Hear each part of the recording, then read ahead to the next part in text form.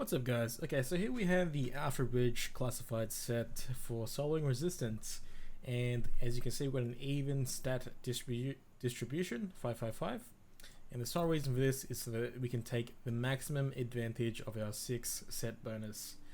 I've tried other variations like 7k firearms, 5k stamina, but like 3k electronics, and the thing is, it's just a little impractical. We can't take the full advantage of the 6-piece set bonus. It's much better at 5 for 5 because you have longer ults, and more importantly, the window to proc those ults lasts much longer. So it's not just random ults. You can actually sort of strategically decide when you want to proc like a tactical ult or recovery ult, instead of just, wasting it on some random ult that you didn't want. But let's take a look at the weapons first. Basically, we've got 2 assault rifles, and the main one being a lightweight M4. We never use our LVOA. The only reason why we have our secondary weapon is for the 3rd talent, Ferocious. Now, with our AlphaBridge 4 set piece bonus, we get this talent on our primary weapon. As you can see, we have Destructive, which is enemy armor damage, Brutal, Deadly, and Ferocious. The only one I would kind of change is probably Brutal, or maybe even Deadly, for Sustained, which basically just gives you health and kill, and that would help a little bit more in resistance, but it doesn't matter, it works, so there it is. And the mods, we basically just stack headshot damage on the scope in the suppressor, and crit chance when we can get it. Beyond the barrel, we got reload speed, and for the extended magazine, we got double the magazine size, crit hit chance, and a rate of fire. Going into our armor now, for our chest piece, we have enemy armor damage, ammo capacity, and skill haste. Skill haste is not really desired. I'll probably just try and get crit chance or crit hit damage if I could, but this is the roll that I got. And for the mods, we have damage to elites. Now, it doesn't matter what stat you get on your mods, so long as that you're able to maintain 555 or close to it. And you can decide what pieces you want to have what stats yourself. Just try and balance that, not too hard. For the mask piece, we have enemy army damage, damage to elites, and of course the damage to elites mod. For knee pads, we have critical hit damage, damage to elites. Again, if I could change critical hit damage to any enemy armor damage, I would, but I just got unlucky with this piece. And we have damage to elites. For our mod, and for our performance mods, we have sticky bomb explosion radiuses. I have 4 of these on all of my gear, and the sole reason is to buff our sticky bomb flashbang, which we will use extensively in the resistance. Lots of utility, enables us to kill the shield mobs and get mobs out of cover. Very important when we want to get as many kills as possible in those limited time frames. And for the backpack, we have stability, ammo capacity, and of course the mods are damage to elites and sticky bomb explosion radius. For the gloves, we have enemy armor damage, assault rifle damage, crit hit damage, and for the holster we have a reload speed. I just like stacking reload speed. It just, rather than like crit chance, just lets us send more bullets down range. Yeah, basically that's it. And of course sticky bomb explosion radius. Now for the skills, for our talents, we have on the move, so kill a hostile while moving to reduce damage taken. Precision, headshot a hostile to pulse them for 10 seconds, gives you the base pulse on that enemy, so you get a little bit more crit, I believe, and crit hit damage. One is none, headshot a hostile, have 50% chance of not consuming the bullet. Pretty self-explanatory. And tech support, so basically every time we get a kill, this extends the duration of our support station ammo box. And with that talent, this makes sure that ensures that basically this ammo cache never runs out. So we just have unlimited ammo basically. And finally, but not least, we have sticky bomb flashbang. So let's get into the run. Not too much to say here, just for the first 4 waves, you're standing in this one same spot and farming the mobs. And of course, at the end of wave 4, at around 30 to 40 seconds, you want to make your way towards the data secure area. So that's wave 1 to 4.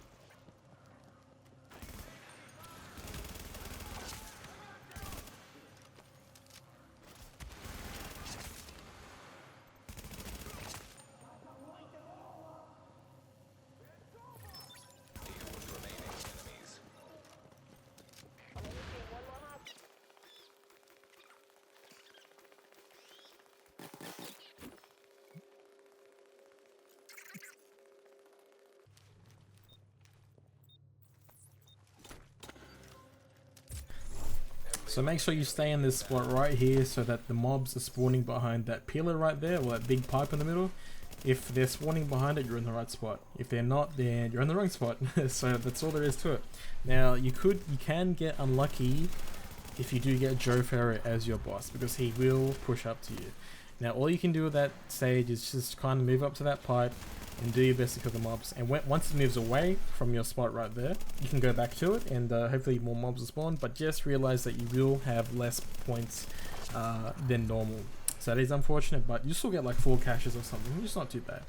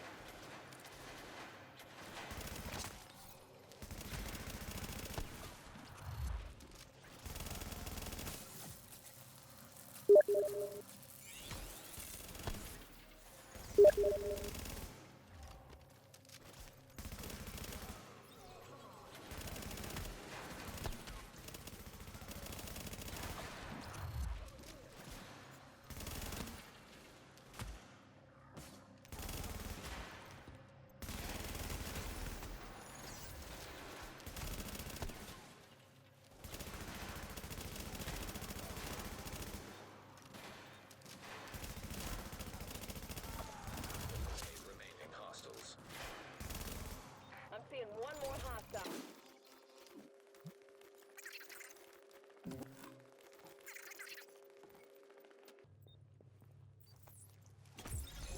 Next wave of hostiles is beginning.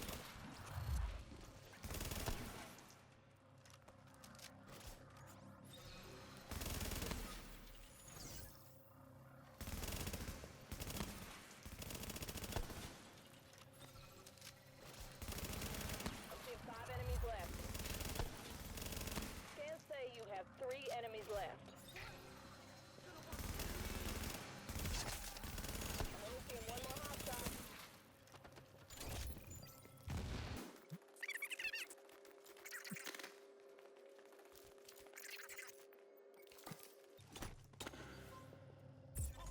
Shade Tech interacts have gone offline.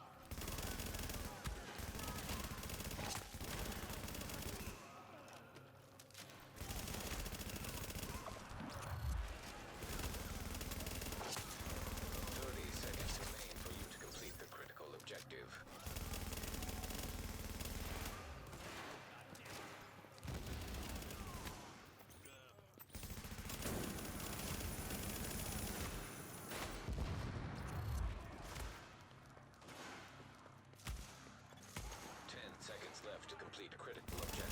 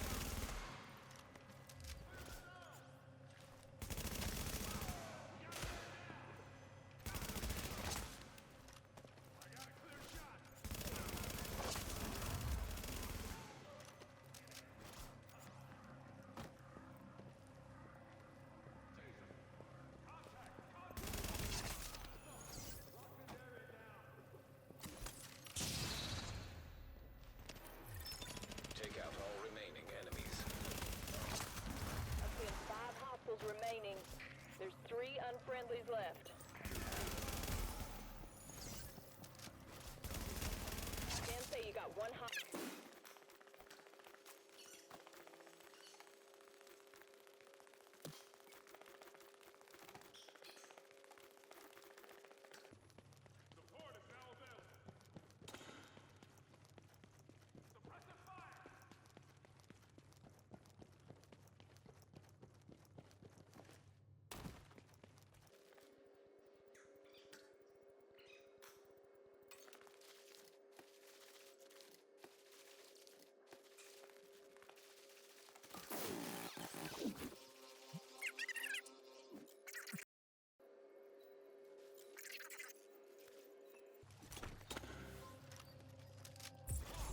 Virus bursts are inbound.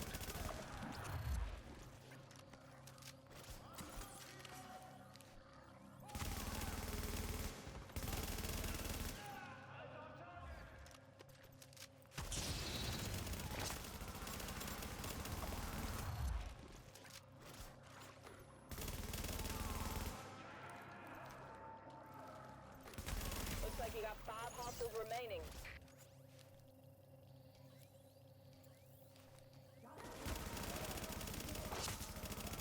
Scanning indicates 3 enemies remain.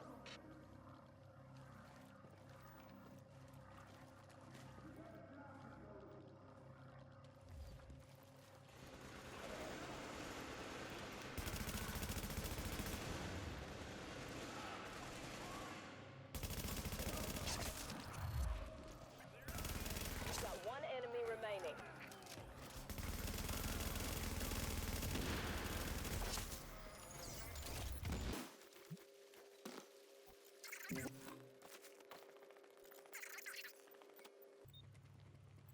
Now for the wave 10 boss wave, it is important that you run up here because you don't want those 2 bosses to spawn down there with you. And now the flamer boss will follow you, but the machine gun boss, he won't. So the flame boss is very easy to kill, but the machine gun boss is a little bit of a different story. You want to give him a little bit of extra attention. But as soon as they spawn, you can run right back down to the tunnel to farm.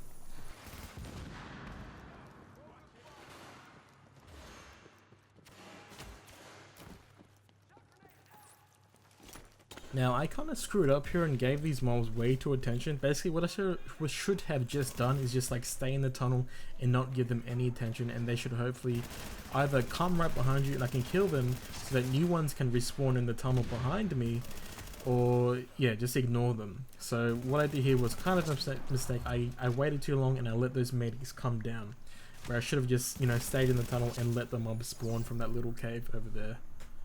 So keep that in mind.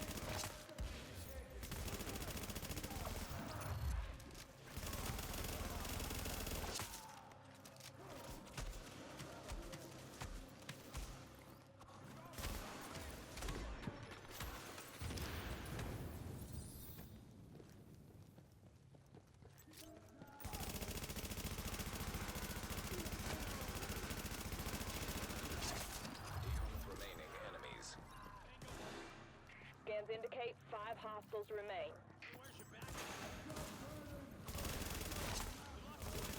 You got 3 hostiles to go.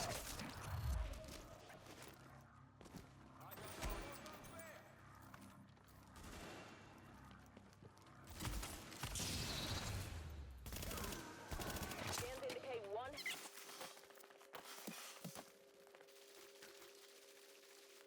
So 22k shade tech, we basically have enough for 5 caches. We need like another 4k or something to get a 6th cache. But that's the thing with AlphaBridge, it just doesn't have the same amount of damage output as say like a perma tac link striker build does. But that's the thing, a lot of people see the striker set as like an end game set, and if you're not lucky enough to get the striker set first, well, or if you get like the AlphaBridge set first, this is a perfect guide for you in order to help you farm for other classifieds, including a striker set, which I would say is probably more efficient than this AlphaBridge set. But until that time, you can definitely use this set to farm your classifieds, and you will have to do another 2 waves probably to get your 6th cache, but I think it's worth it. So yeah, thanks for watching, I hope it helped.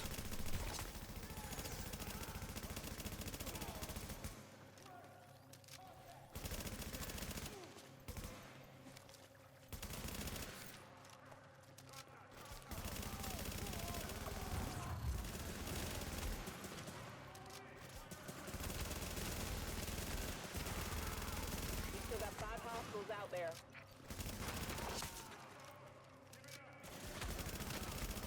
Scans say you have 3 enemies left.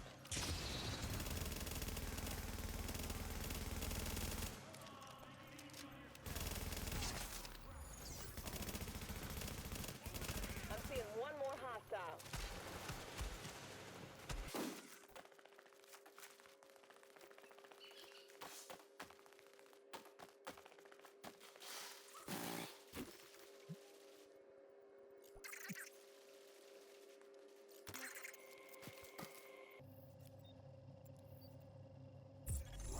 Next wave of hostiles starting now.